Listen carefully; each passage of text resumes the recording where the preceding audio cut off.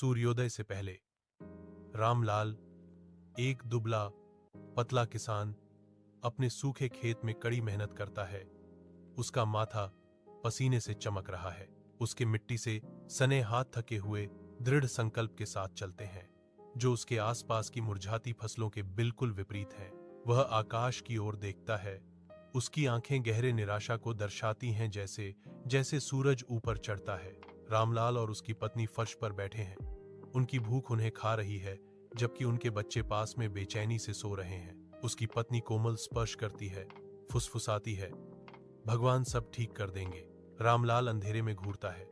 उसकी चुप्पी निराशा की गूंज है, क्योंकि रात में उपहासपूर्ण हंसी गूंजती है।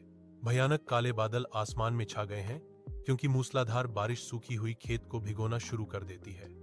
रामलाल बैरोकटो खुशी से नाचता है, क्योंकि सूखी भूमि बारिश के नीचे जीवन में वापस आ जाती है।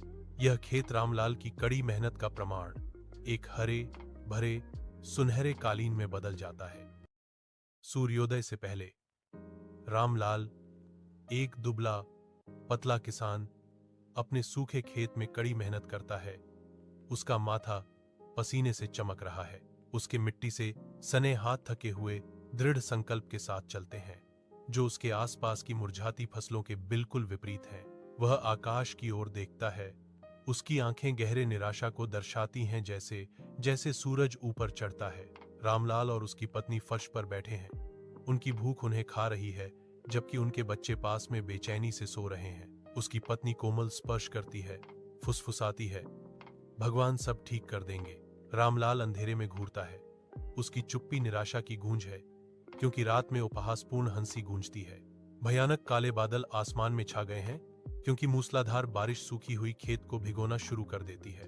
रामलाल बैरोकटो खुशी से नाचता है, क्योंकि सूखी भूमि बारिश के नीचे जीवन में वापस आ जाती है। यह खेत रामलाल की कड़ी मेहनत का प्रमाण एक हरे भरे सुनहरे कालीन में बदल जाता है।